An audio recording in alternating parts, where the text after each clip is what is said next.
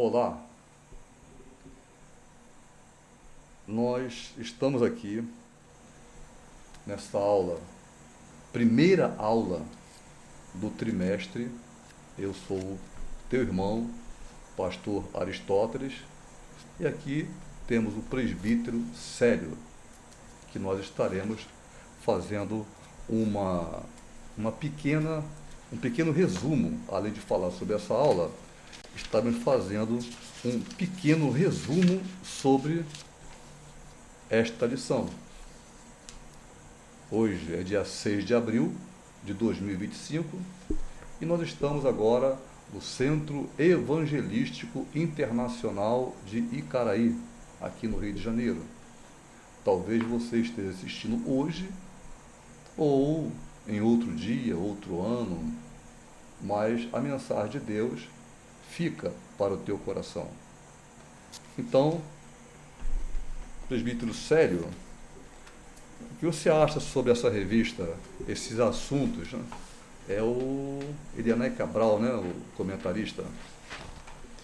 O Elianai Cabral é um comentarista bem renomado, com um currículo bem enriquecido, um teólogo bem conhecido no meio cristão, né? Tem vários livros, né? Vários livros editados pela CPAD, que inclusive é a editora da nossa revista, né? Exatamente.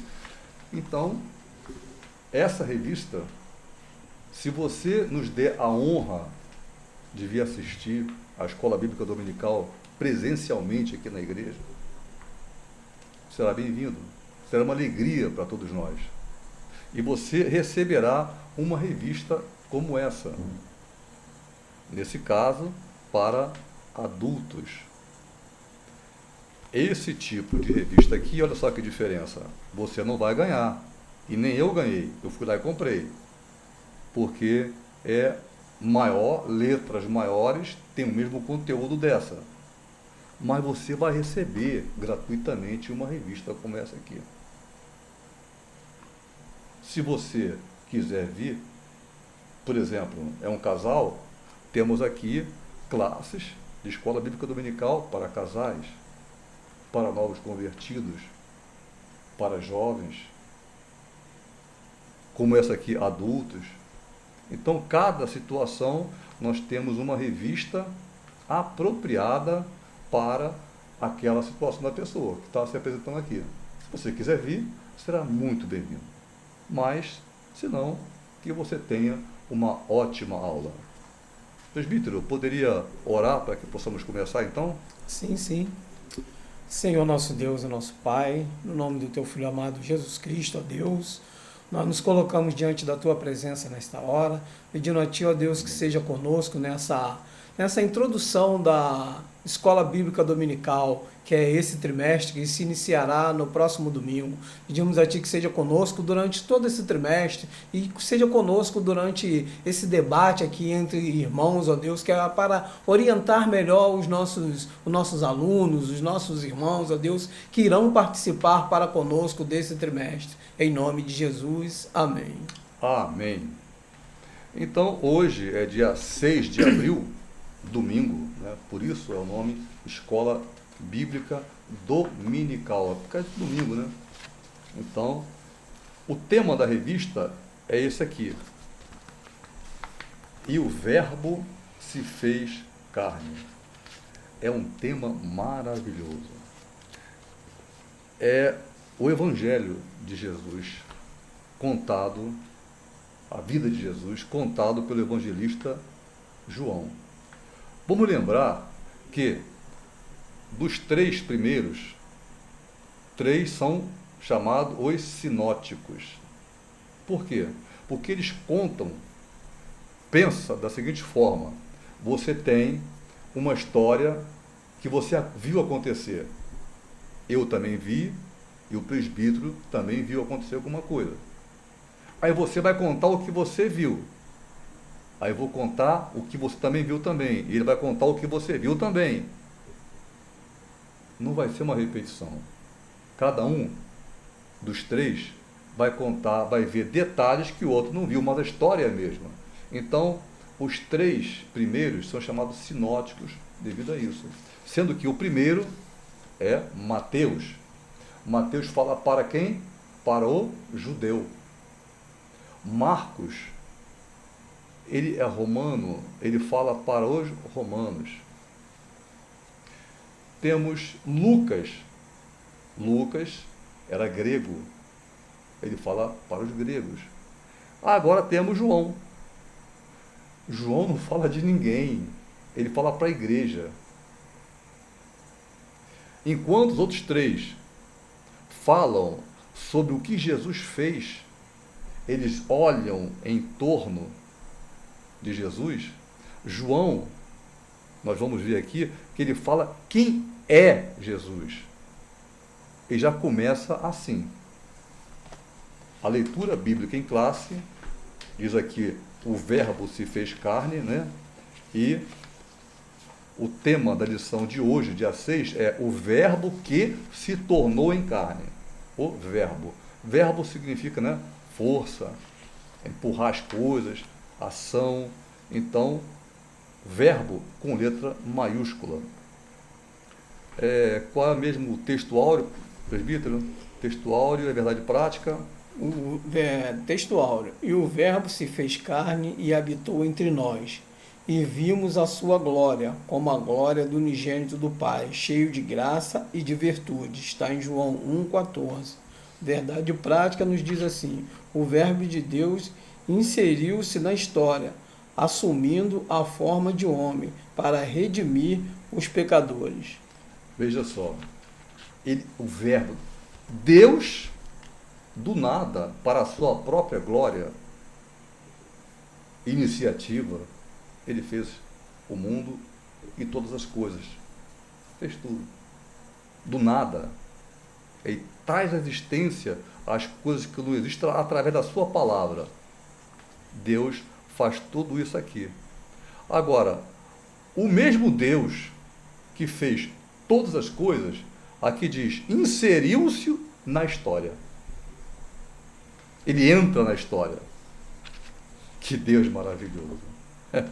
É um Deus, ele entra na história. Ele abre um buraquinho assim e entra. Nós não temos palavras para explicar isso, né? Um buraquinho assim e poder entrar. Né? Mas não temos como. Ninguém explica Deus. Tem até aquela música, ninguém explica Deus. Exato, tem. Você pode falar o que você quiser. Nós não temos condições de dizer, Deus é onipotente. Não. Olha, não tem como falar. Contamos palavrinhas assim que colocam onipotente, onisciente, onipresente e tal, mas está muito aquém do que é realmente Deus. Né? E estudando teologia, a gente vê sobre esse assunto. Não há como classificar Deus em nada. Isso. Nós não temos condições. Arrumamos até algumas palavras que se aproximam. Só isso.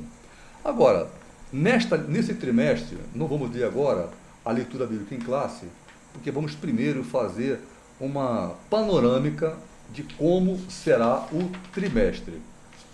Essa revista, então, ela está sendo uma revista feita, preparada pelo professor Dr. Elianai Cabral. Ele é consultor doutrinário teológico das Assembleias de Deus, presidente da Convenção Geral das Assembleias de Deus do Brasil. Ele vai ser, então, o consultor doutrinário. Como o presbítero falou, ele é uma sumidade. Ele conhece a palavra de Deus de maneira fantástica, tá? Sistematicamente, mas nós temos aqui uma listagem de como será as lições que nós daremos, então, neste segundo trimestre de 2025. A primeira é hoje, o verbo se tornou em carne. Então, presbíteros, vamos pular isso aqui, porque daqui a pouco a gente vai falar sobre isso aqui. Né? Agora, o novo nascimento, isso é importante. Tá? Não é reencarnar, tá? Não é isso. Existem pessoas que pegam isso aqui, o novo nascimento, então a pessoa vai reencarnar. Não tem nada a ver com isso, não. Eu nasci de novo O presbítero também nasceu de novo. Estamos aqui. É lá dentro. É como se você estivesse... Pensa o seguinte, você está dormindo e você acordou. Mais ou menos assim. Também não tem palavra para explicar também não. Jesus me transformou. Transformou ele, transformou vocês que estão agora ouvindo.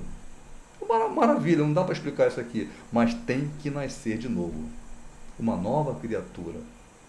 Não nascida do sangue, ou da vontade do homem, mas de Deus. Aí, lição 3. A verdadeira adoração. Deus nos fez feitura das suas mãos para a adoração. Não é isso? Isso. Para que nós adorássemos a Ele. Isso. E o Pai Nosso diz sobre isso aí. Quando pedem, lá em Lucas capítulo 11, chegam lá os discípulos e dizem assim: Senhor, ensina-nos a orar. Até ali, eles estavam acostumados, o judeu, com 5 anos de idade, ele começa a se alfabetizar, quer dizer, naquele tempo, agora é menos ainda. Com 5 anos de idade, ele começa a decorar o Pentateuco, os 5 primeiros livros da Bíblia. Com 12 anos, ele tem que saber de cor e salteado os 5 primeiros livros da Bíblia. É assim até hoje. É por isso que tem tanto gênio lá dentro. É por isso que Jesus, aos 12 anos, ele se apresenta, porque depois de 12 anos ele já é adulto. Aí ele se apresenta no templo para ser arguído. Só que Jesus, você viu como é que foi. Ele não foi arguído, ele arguiu todo mundo. Que maravilha. Ele chegou lá, aquele garoto de 12 anos de idade, magrinho, sei lá, gordinho. As pessoas ficam tentando ver como é que Jesus era. Não me interessa, ele é o Criador dos céus e da terra. Isso aqui é interessante. Ele entrou na história. E aos 12 anos, ele dá uma aula para os doutores da lei. E ele fala na oração do Pai Nosso, ele diz: Pai Nosso que estás no céu, santificado seja teu nome. O que significa isso? Glórias. Essa é a parte que você deve demorar mais, sabia? Na oração. Ele não é para você rezar o Pai Nosso, é aprender a orar. Essa parte você vai ficar um tempo todo ali, glória, glória, glória. É isso que ele está querendo dizer. Glorificado seja o teu nome. Então, é a verdadeira adoração. 4. Jesus, o pão da vida. O que a gente estava conversando aqui ainda agora sobre, ele fala quem ele é, né? Ele fala quem ele é, que João nos dá uma visão de quem é Jesus. Ele descreve Jesus como Jesus, o pão da vida, Jesus como a árvore da vida. Em João 15 você vai ver isso. E em 1 João, Jesus já é o verbo.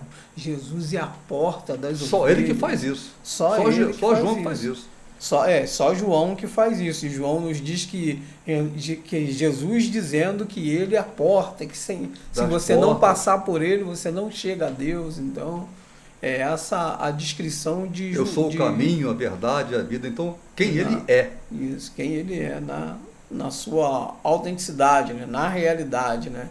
Sem rodeios, né? Demonstrando verdadeiramente quem é Jesus para nós. Exato. Então, você falou agora aí, já pode até pular. 6. O bom pastor e suas ovelhas. Você acabou de agora comentar sobre isso aqui. Ele fala: eu sou a ressurreição e a vida. Tudo isso no Evangelho de João. Eu sou a ressurreição e a vida. Ele fala que, Paulo vai dizer que vós estáveis mortos em vossos delitos e pecados. É assim que o homem fica, né? Nós fazemos tanta coisa erradas e já nascemos com o pecado original. Por favor, entenda, o pecado original, tem muita gente que já torce a mente e acha que já foi o ato sexual entre o pai e a mãe, aquilo foi um pecado. Eu sei disso, porque eu sei de onde eu vim e lá o ensinamento é esse. O ensinamento é esse. Mas o pecado original não é esse. O pecado é original. Onde vem a origem? É em Adão e Eva. Aquele pecado que ele fez ali, não, mas não foi a maçã. Quem disse que foi a maçã? Presbítero, se Deus falasse assim, olha, aqui está um copo d'água, você pode beber água tudo quanto é lugar. A água desse copo você não pode beber. Eu vou lá e bebo a água desse Já copo. pecou. Já pequei. Então as pessoas, gente, era a árvore da vida. Não tinha pecado ali. A árvore não tinha pecado. A desobediência do homem fez isso. Então esse é o pecado original. E ele é a ressurreição e a vida, que transforma isso no homem. A lição 8 depois, né? O caminho, a verdade e a vida. Ele falou agora aqui sobre isso. Eu sou o caminho, a verdade e a vida. Ninguém vem ao Pai senão por mim. Fala também sobre a promessa do Espírito. Interessante que o Espírito, ele aparece lá em Gênesis, e o Espírito, no hebraico, é Ruá.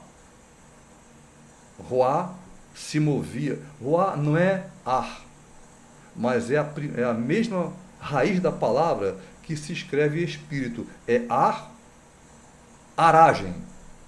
É um ar em movimento. Então ele fala ali, o Espírito de Deus se movia sobre a face das águas. É como se tocasse sobre as águas. Não está parado, está se tocando, gerando vida sobre as águas. Então, a promessa do Espírito aqui acontece. Jesus chega e fala assim, recebei o Espírito. Não é assim, recebei o Espírito. Ele fala, recebei o Espírito e faz Sopro. Sopro. No início da criação, Deus soprou nas narinas do homem e teve vida. Isso.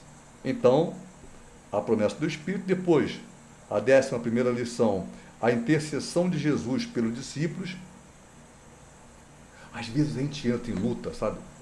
A gente entra em luta tremenda e fica colocando a culpa em Deus, né? Por que Deus deixa isso? Por que Deus deixa acontecer isso comigo? Pobre de mim. Pô, lamentação braba. O tempo todo. Mas Jesus, quando ele falou com os discípulos, ele primeiro ele fala com o Pai. Ele fala assim, ó, Pai, não peço que os tires do mundo, mas que os livres do mal. É a oração que ele faz ao Pai. E aos discípulos, ele diz assim, olha, vocês vão ter aflições, vocês vão ter lutas, mas tende bom ânimo. Isso significa acredite no Pai. Eu venci, vocês vão vencer também. Então, é a intercessão de Jesus pelos seus discípulos. E 12ª, julgamento à ressurreição e a renovação da esperança em que nós aguardamos Jesus voltar. Então tem até aquele hino, né, da harpa cristã que diz: nossa esperança é sua vinda, o Rei dos Reis vem nos buscar. Nós aguardamos Jesus ainda, até a luz da manhã raiar. Parece que é noite ainda. As lutas estão aí. Mas já se pode ver lá no horizonte a luz nascendo, o sol está nascendo, e não há nada que possa impedir o sol de aparecer. Jesus vai voltar e arrebatará a sua igreja. E aqui, nesta lição, nesse trimestre, nós estaremos vendo esses estudos gloriosos acerca de Jesus em nós. Jesus no mundo, entrando, o Criador entrando no mundo. Então agora, vamos começar agora então a lição. Agora temos que dar um pouco mais rápido, 50 minutos, né? Você lê um versículo, eu leio outro, tá bom assim? Pode ser. Então tá, lê o versículo primeiro, lê o segundo. Tá. Então vamos. É João, capítulo 1, você pega, dá um cliquezinho, para tudo, você está vendo aqui uma gravação. Dá um clique, stop, vai lá, pega a tua Bíblia, abre, tá? João, capítulo 1, é no versículo, logo, é o terceiro, o quarto evangelho, tá? É nos evangelhos. Então, capítulo 1, versículos de 1 a 14. Nós vamos ler e você pode acompanhar. Essa lição aqui, essa tradução que é feita é de João Ferreira de Almeida, chamada Almeida ACF, Almeida Corrigida e Fiel. Existe Almeida atualizada, revista atualizada, é ARA, tem várias. Essa aqui é Almeida Corrigida e Fiel. Então, podemos? Então vamos. No princípio era o Verbo, e o Verbo estava com Deus, e o Verbo era Deus. Ele estava no princípio com Deus. Todas as coisas foram feitas por ele, e sem ele nada do que foi feito se fez. Nele estava a vida, e a vida era a luz dos homens. E a luz resplandece nas trevas, e as trevas não compreenderam a luz. Houve um homem enviado de Deus, cujo nome era João. Este veio para testemunhar, para que testificasse da luz, para que todos crescem por ele. Não era ele a luz, mas veio para que testificasse da luz. Ali estava a luz verdadeira, que alumia a todo homem que vem ao mundo.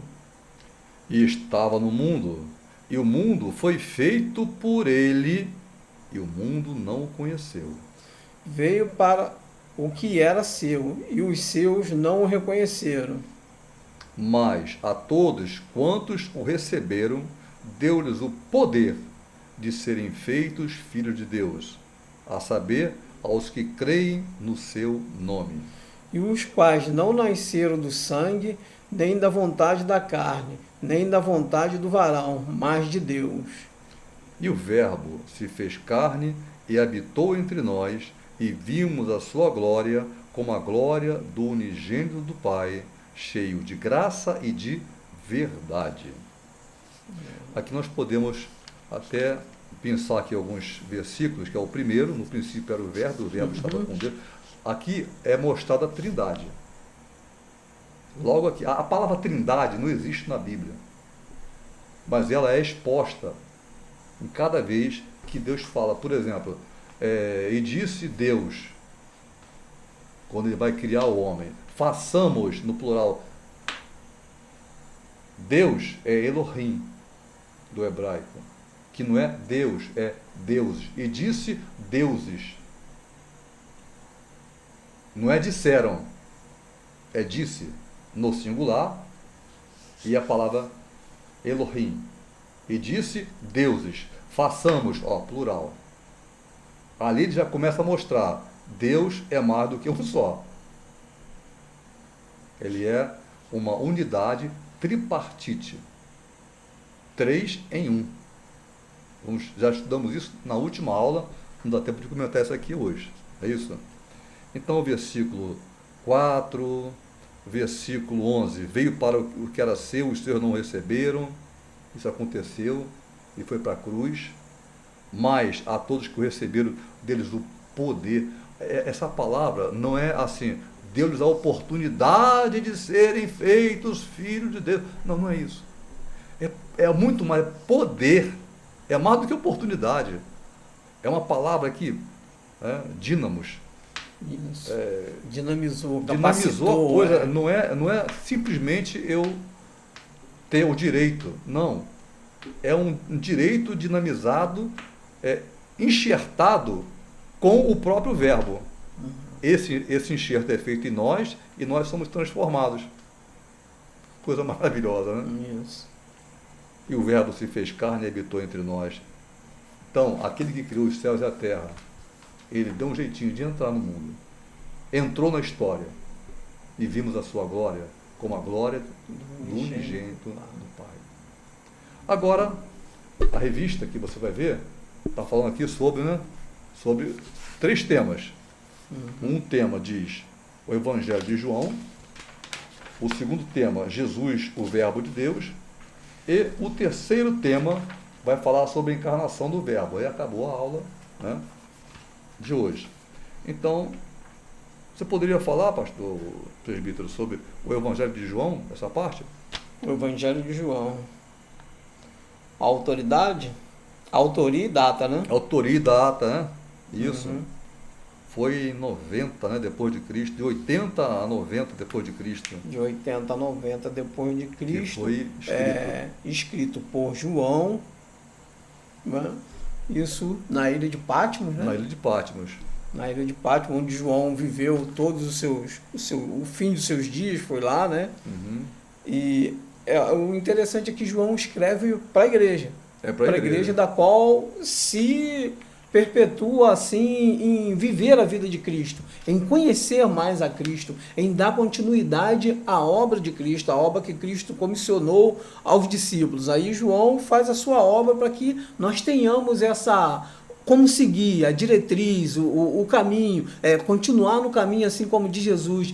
Esse é o caminho, andai nele. É o que João faz. João vai escrevendo para que a gente continue no caminho, para que a gente permaneça nele. E ele vai nos dizendo quem é Jesus na sua forma, na sua essência, sem mudança, sem diluir a essência. Vamos colocar dessa maneira. É o que João nos dá. João nos diz que ele é o Verbo.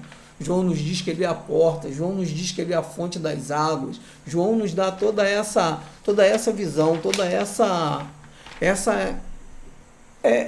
vontade de conhecermos mais. Quando a gente começa a ler João no seu capítulo 1, do princípio era o Verbo, a gente já vai se enchendo e vai querendo descobrir mais sobre esse Verbo. E a gente vai descobrindo, a gente vai enxergando mais quem é Jesus dentro da visão de João, o que ele veio fazer, qual é a missão dele sobre a face da terra, o que ele veio fazer e o que ele deixou para nós como legado para que dessemos continuidade. Né? Além de ter deixado em nós o seu Espírito que nos dá, como disse o pastor Aristóteles, um dínamo, uma força a mais, uma força que excede muito mais a nossa força natural. É isso que João veio nos orientar com o seu livro, né? E o propósito aqui, né, que a revista diz, é levar o leitor a crer que Jesus é o Cristo, o Filho de Deus, e ao crer, encontrar vida em seu nome. Isto está em João 20, no versículo 31. Então, ele não apresenta as obras. Os sinóticos apresentam as obras. A multiplicação dos pães, é uma maravilha. A primeira vez foi uma maravilha, né? A segunda vez deu mais gente ainda. Aí Jesus chamou a atenção de todo mundo, porque eles não esperavam que ele fosse fazer aquela primeira vez. Ele multiplicou os pães, peixe. Aí já foram atrás dele. Aí ele falou, vocês estão me seguindo? Não é porque vocês viram maravilhas, estão maravilhados com as coisas dos céus, é porque vocês comeram e se fartaram. Jesus não quer isso. Jesus não quer que a cura de alguém seja a coisa mais maravilhosa que a pessoa possa ter tido. O dono da bênção é que é a coisa mais maravilhosa que deve acontecer em nossas vidas. Por exemplo, um exemplo disso aí são os 2 ladrões da cruz. A pessoa quer, não, só se Jesus me curar. Não, só se Jesus fizer isso. Olha, não se faz chantagem com Deus, né? Os 2 estavam lá, um foi salvo, o outro ficou falando bobagem, não foi. Isso. E o outro, Jesus falou, olha, ainda hoje estarás comigo no paraíso. Tirou da cruz? Não. Existem coisas que vamos ter que passar e que vamos ter que passar, que você vai ter que passar. Mas saiba de uma coisa, ele diz assim, tem de bom ânimo. Eu venci, você vai vencer também. Antes, com a tribulação, com a dificuldade, ele dá a forma, o modo de escapar daquilo e vencer aquilo. Não somente escapar, mas vencer. Agora, a natureza de Jesus, né, na parte de João, está aí, Uhum. a natureza de Jesus, ele fala, o que eu estava falando aqui ainda agora, os outros evangelhos, o evangelho de João, ele, apesar do evangelho de João sublinhar de forma clara a dimensão divina de Jesus, o apóstolo também aborda a sua natureza humana. Aí é que está. Ele mostra Jesus como uma coisa assim, olha, o Criador dos céus e da terra, ele entrou na história. E essa palavra, essa frase para mim eu acho linda, né? Ele entrou na história. Rasgou assim um paninho assim e entrou. Mas ele não deixa de ser homem. E o apóstolo vai dizer depois, o apóstolo Paulo, que tendo sido em forma, sendo encontrado em forma de homem, não teve por usurpação o ser igual a Deus.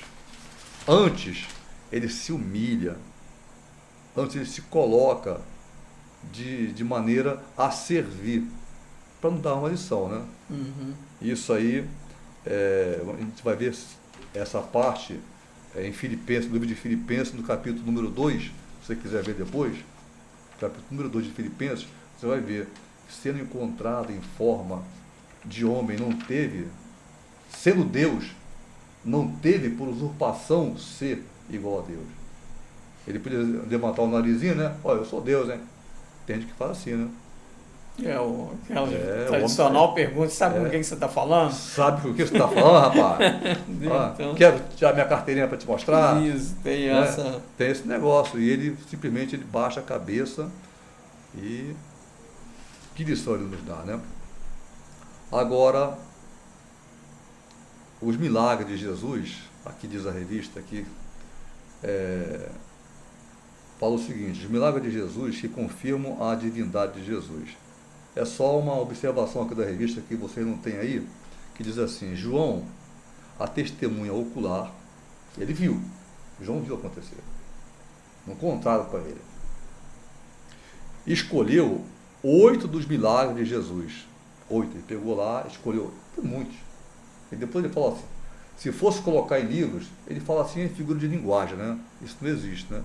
Ele fala assim, lá no finalzinho, no último capítulo, se fosse colocar tudo que Jesus fez no livro, não haveria livros no mundo para escrever. Aí ele dá uma... ele enche a bola de Jesus mais ainda. Se pudesse, ele tenta encher ainda, né? Mas ele escolhe só 8. 8 dos milagres de Jesus, ou sinais e prodígios, como o escritor os chama. E o primeiro que ele faz, você sabe qual é, né? É um casamento. A família é um projeto de Deus. Estão tentando destruir a família hoje, numa atuação satânica. Por quê? Se Deus diz que a família é o projeto dele, então vem o outro e diz, então não quero que seja. A família é um projeto de Deus. Um projeto de Deus desde o início. Desde o início. Tá? Desde o início. E nada que aconteça vai modificar isso. Porque a palavra diz o seguinte: nenhum só dos seus pensamentos, ele pensou, vai acontecer. Nenhum só dos seus pensamentos deixará de se cumprir. Então, aqui ele diz milagres. O primeiro que ele faz é em Caná da Galileia, em um casamento em que ele transforma água em vinho. Ali já mostra, vinho tem um significado de vida, sangue, né? O vinho, ele tem a característica, né, a figura de sangue. Tanto é que lá em Coríntios, na Santa Ceia, nós vamos lá, este é o cálice do meu sangue, pega o vinho e pega o pão, né? Então, figura de linguagem. Jesus, agora, vamos passar agora para o... Não podemos passar aqui da hora, a gente tem que ficar preocupado com a hora aqui. Jesus, o verbo de Deus, que é o segundo assunto agora. Nós temos aqui 3 tópicos, você sempre vai ver isso na revista, são 3 tópicos em cada assunto. Aqui agora, o assunto agora estávamos no assunto em que o Evangelho de João. Acabou agora. É claro que não acabou nada, né? A gente podia passar a tarde toda aqui conversando sobre João aqui. Né? Mas agora, vamos falar agora de Jesus. Isso é de acordo com João, o Verbo de Deus. Essa palavra verbo, quando o apóstolo João redigiu a introdução do primeiro capítulo do seu evangelho, ele diz assim: no princípio era o verbo, e o verbo era Deus, e o verbo estava com Deus. Ele estava no princípio com Deus. Ele vai falando assim, mostrando a trindade já no princípio. Se você for lá no primeiro capítulo da Bíblia, em Gênesis, no Antigo Testamento, você vai ver isso aqui. Mas por que João ele fala com uma linguagem tão diferente? A palavra que nós chamamos hoje de cristãos, naquele tempo era chamada de pequenos cristos. Isso. Ou seja, cada um de nós refletimos, e Paulo fala sobre isso, refletimos a imagem de Deus. Então, cada um cristão refletia a imagem de Jesus. Era isso que acontecia. Então, lá no princípio está escrito: no princípio criou Deus os céus e a terra. Ele começa a falar: no princípio também era o verbo, e o verbo estava com Deus, e o verbo era Deus. Ele começa com a mesma coisa, no princípio. Uhum. Mas por que uma linguagem tão assim? Ele entra na palavra, porque João era o que mais se aproximava de Jesus. É chamado apóstolo do amor, não porque ele fosse amoroso, era o contrário. João, quando eles vão de 2 a 2 pregar, Jesus pega, já estávamos já meio treinados, ele pega 2 a 2 e fala: vou dar a vocês poder para expulsar demônios, para curar, vou dar agora, pode ir. Ele vai em Samaria, João, e quando ele volta, alguns não aceitaram ele. O que ele fala? Senhor, é só você falar, hein? Se você quiser, é só falar comigo, que eu peço que desça fogo do céu e caia na cidade e mata todo mundo. Esse era João. E ele sofria com isso. Ele lutava contra isso o tempo todo. Nós sempre lutamos contra nossos fantasmas. Todos nós. Você que está em casa. Eu, presbítero aqui, cada um de nós temos fraquezas, algumas coisinhas e nós sempre lutamos contra aquilo. E esse daqui, João, ele lutou de uma maneira tão grande, que ele consegue vencer a barreira e é chamado, sim, no final, de o apóstolo do amor. Ele é que fica no final, para trazer. E se eu me aproximo demais de uma pessoa, eu começo a ficar como ela. Então ele começa a falar como aquela pessoa. O próprio Deus, no princípio era o verbo, e o verbo estava com Deus. Olha, é uma linguagem totalmente diferente. Então Jesus se apresenta, o verbo de Deus. A natureza fundamental do verbo. Aqui diz assim, em Apocalipse, lá no livro de Apocalipse, você pode ler na revista aí, o apóstolo João descreve o verbo, quer dizer, Jesus está conversando com João, e quem é o João? Quem é o Jesus ali? O verbo. O verbo está conversando com João, e ele descreve o verbo como o alfa e o ômega, o princípio e o fim, diz o Senhor, que é, que era e que há de vir, o Todo-Poderoso. Ou seja, quem se apresentava com ele era o próprio Criador dos céus e da terra. Gente, isso é uma coisa que a cabeça da gente não tenta nem tentar entender um troço desse. Simplesmente nós dizemos assim: glória ao teu nome. Amém. Porque tu nos chamaste para te adorar. Exatamente. Eu não sei o que ele viu em mim, o que ele viu no presbítero Célio, eu não sei o que ele viu na gente. Ele viu alguma coisa. O interessante é que não fomos nós que escolhemos a Ele, como dissemos. Ele que nos escolheu, Ele que nos chamou. Ele que nos chamou. Viu alguma coisa na gente, falando, opa, sério. Olha, vem cá. Tum. Ah, mas eu sou bom a beça, eu faço acontecer. Olha, eu li outro dia que é melhor uma heresia falada e explicada, sabe, do que uma verdade falsa praticada no dia a dia. O herético, ele está achando ali que ele está certo, ele está falando besteira beça, e Deus vai lá e pega ele e puxa. Agora, o outro que pega a verdade e finge que está falando a verdade é só uma vida falsa, ele é simplesmente uma falsidade, né? Jesus chama de hipócritas, sepulcros caiados.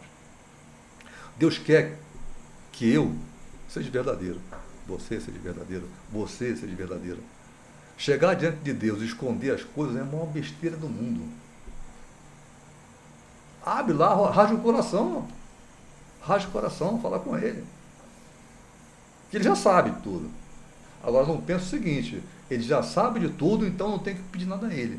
As pessoas erram nesse negócio aí. Porque Jesus falou assim, olha, vocês não pediram nada ainda. Peçam, para que eu dê, e o Pai seja glorificado no Filho. Mas as pessoas dizem assim, não, Ele já sabe tudo que eu tenho, isso é uma falsa modéstia, é isso que Deus não gosta. Já sabe de tudo que eu preciso. Já sabe tudo que eu preciso, eu não preciso pedir. Então, eu nunca vou ter um relacionamento com Deus. Ele quer que você tenha um relacionamento com Ele. Então, a natureza fundamental é essa. O Logos de Deus, o Verbo, ele entrou no mundo e ele encarnou. Não é reencarnou, tá? Reencarnação, nós não cremos na reencarnação. Encarnou, é diferente. Nasceu. É a mesma coisa de ele nasceu através da carne, né, no homem, não pelo pecado original, porque não houve relação sexual ali. Nós sabemos a história como foi com Maria. Por isso, não houve mais o pecado original em Jesus. Agora, no princípio era o verbo. Então, conforme já referimos, no grego do Novo Testamento, a palavra que se traduz por verbo é logos, que significa a palavra. Então, pela palavra que nós recebemos, que é Jesus, é gerada fé. Não adianta eu querer dizer que eu tenho fé se eu não boto a mão na Bíblia em nada. É uma fé meio assim, quase lá, né? Acho que sim, mas não foi. É um troço assim. Eu creio, mas não acredito. Eu acredito muito. Mas a fé, ela vem da palavra. Porque a palavra logos, ela mostra isso aí. O verbo. E verbo é onde as coisas têm movimento. O Espírito Santo tem movimento. O verbo tem movimento. Deus tem movimento. O Espírito Santo vem para te movimentar, né? Tem algumas coisas que a gente assim para pensar. Se você para pensar, principalmente a mulher do fluxo de sangue, o texto vai dizer assim, a gente fugindo aqui um pouco desse texto de João, aí ele vai dizer, para a gente entender o princípio de fé, né? Ela vai dizendo alguma coisa, se eu tão somente, ela vai crer, ela vai gerando naquilo. Mas ela está se movimentando. Ela está se movimentando, que é a questão do movimento a qual o pastor está falando, do movimento. Você está dando ação àquilo que você está pensando, que é o que a gente faz na oração. Você ora e depois você vai dando uma ação segundo aquilo que você está pedindo. Você vai se movimentando junto àquilo que você está pedindo, para que a coisa comece a acontecer, a se mover a seu favor, que é o que a gente diz que sem fé é impossível agradar a Deus, e tudo coopera para o bem daqueles que amam a Deus. Se você vai tendo atitudes de fé, você vai demonstrando o seu amor por Deus, seu amor por Jesus, você vai dando essa Amém. demonstração. E o Evangelho, lá em Romanos, ele fala que o Evangelho é poder de Deus, Ariano. Exato. Olha o Logos aí, Isso. de novo aí. É poder de Deus para a salvação de todo aquele que crê. Lá no grego, a gente vê dínamos, mostrando que o Evangelho não é uma coisa parada, estática. Ele vai acontecendo enquanto o Espírito vai movendo a face da terra, das águas, gerando vida. Jesus é o Verbo que está tocando na minha vida, na tua vida, está se movimentando. O Evangelho está tocando em mim, eu não posso estar parado. O Evangelho é poder de Deus, é algo... tem até um escritor que fala que é o poder dançante de Deus. O Evangelho. O Evangelho é poder dançante de Deus, porque ele não para nunca. Ele está ali, né? Ele está se movimentando, ele não fica parado esperando que vai acontecer. Ele está ali movimentando. É o homem tentando se perder e Deus freneticamente tentando salvar o homem. Isso. Dando todos os sinais que ele quer salvar. Que ele quer salvar e não quero. O homem é mais ou menos como um adolescente, né? Não, papai e mamãe, não quero. Aí lá na frente que vai, quando tem muita oportunidade, pô, me perdoa, né? E nós temos hoje a oportunidade de dizer, pai, eis-me aqui.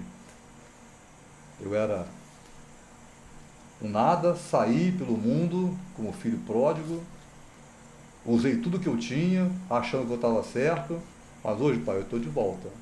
Me ajuda. Reconheço a minha fraqueza, reconheço as minhas intolerâncias, mas hoje, Senhor, eu estou contigo. E ele vem e coloca um anel no nosso dedo, uma roupa nova, a transformação em que eu vim da morte para a vida, uma nova roupagem espiritual. Exatamente. Agora, para terminar, estamos agora na última parte, que é a encarnação do Verbo. Encarnação do Verbo, a manifestação do Verbo e a luz do mundo. Vemos aqui logo no primeiro capítulo, né, João, na lição bíblica em classe, capítulo 1, versículo 2 e 3, que fala sobre isso aí. Vamos ler de novo? Olha lá, versículo 2. Ele estava no princípio com Deus, todas as coisas foram feitas por ele, e sem ele nada do que foi feito se fez. Então, vemos aqui Deus operando, a Trindade operando, aliás, né? A Trindade operando enquanto o mundo é feito. Enquanto os nossos mundos, o meu e o teu, né, somos vidas, vai sendo construída a cada dia, Deus está se movimentando em nós, tentando trazer a gente para a sua vontade. É isso que acontece. E nós, tendentes ao mal, sempre querendo, quando nós reconhecemos que Deus é a nossa necessidade básica, aí muda tudo. Tem aquele versículo, né, do salmista, assim como a corça suspira pelas correntes de água, a água também é Jesus. Eu sou a água da vida. Assim clama por ti, ó minha alma. É essa vontade que nós precisamos ter no nosso coração. Então, a verdadeira luz, nesse caso também, que vem ao mundo e que as trevas não entendem, é Jesus, que foi anunciado por João Batista, mas que os homens decidiram rejeitar. Ali, quando ele fala lá na leitura bíblica em classe, houve um homem chamado João, não é o João do Evangelho, não. Tá?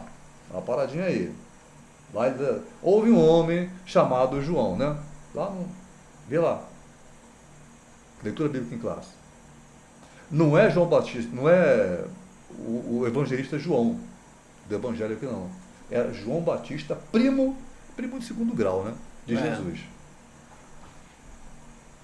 Esse é que olhou para Jesus e falou assim: eis aí o Cordeiro de Deus que tira os pecados do mundo. Mas isso é uma situação para outra hora, né? Mas os assuntos mais à frente, né? Mais à frente. Mais à frente. Se for acompanhando... Aí hoje não vai dar tempo. As lições, você vai perceber de quem é o Cordeiro de Deus que tira o pecado do mundo.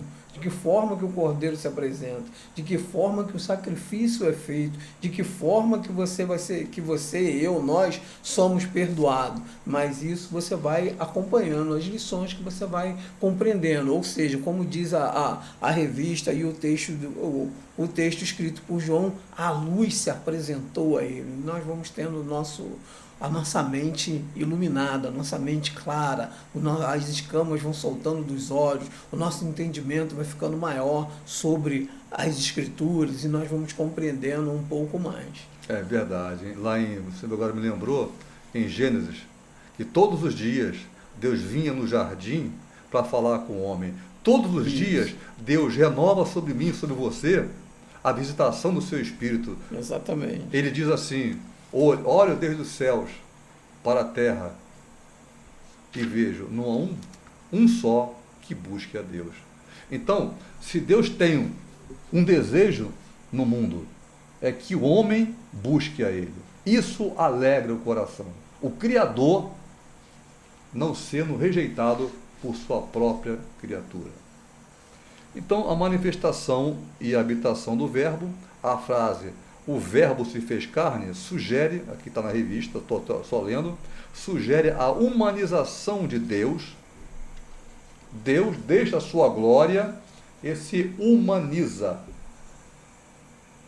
que passou a viver entre os homens. O termo verbo possui uma conotação muito mais rica e profunda do que qualquer conceito filosófico. Deus entrou na história. Então, uma coisa é a carne, ele se fez carne, mas ele é o verbo. Ele é o verbo. E andou no nosso meio, e a palavra diz que a criança ia crescendo. Nós precisamos crescer. A cada dia, em Deus, nós precisamos crescer. Ele diz, crescia em conhecimento e graça diante de Deus e dos homens. Deus quer ver o nosso crescimento. Por isso, a cada dia, a cada manhã, as suas misericórdias se renovam sobre a minha vida, sobre a tua vida. A cada dia se renova. Deus no desejo de que hoje Ele vai me buscar. Deus não desiste nunca de você, meu irmão, minha irmã. Por isso, a conclusão da nossa lição de hoje, fizemos aqui então um apanhado do trimestre e a revista da primeira lição, que diz, tivemos a oportunidade de iniciar o estudo do Evangelho de João, mostrando a sua relevância e o seu objetivo na vida da igreja. E observamos que João, ele, assim como os outros dos sinóticos, mostram Jesus nas suas obras, João, ele mostra Jesus por dentro, quem ele é, não somente o que ele faz. Essa é a vontade de Deus para o coração do homem, que o homem o busque, não é?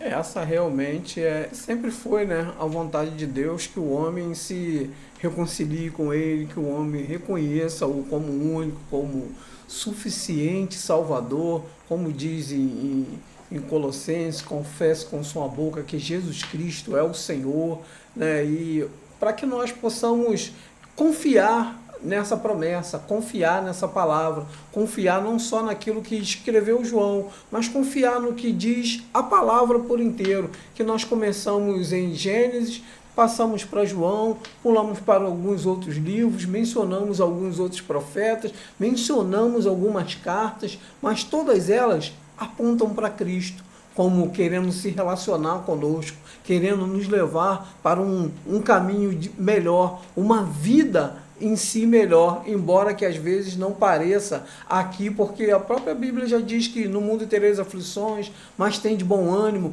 Muitas das vezes falta para nós aquele bom ânimo para vencer as aflições do dia a dia, mas Jesus, através dessa lição, desse trimestre, vai nos dar esse ânimo que precisamos, esse fôlego que precisamos, como falamos aqui no dínamo, como falamos no sopro de Deus sobre as nossas narinas, nos dando força, nos dando graça, nos dando unção, nos dando autoridade, como leu ali o pastor Aristóteles, como diz em João 20, 21, que Jesus vai soprar sobre os apóstolos, vai os comissionar para que ide por todo mundo, pregai o evangelho. É isso que nós precisamos, é isso que esse trimestre vai nos direcionar a fazer. Amém. Então estamos hoje terminando nossa aula de hoje, dia 6 de abril. Espero que você se sinta abençoado, assim como nós estamos nos abençoados, porque estamos sentindo aqui a presença de Deus. Amém. Nós não ficamos aqui antes combinando várias coisinhas decoradas para falar, mas nós fomos estudando as Escrituras e mostrando a todos vocês. Que o Senhor te abençoe e te guarde. E que Ele faça resplandecer o seu rosto sobre a tua vida, sobre a tua casa, sobre a tua família, sobre o teu serviço, e tenha misericórdia de ti. Que o Senhor sobre ti levante o seu rosto, te dê ânimo e te dê a paz. Até a próxima.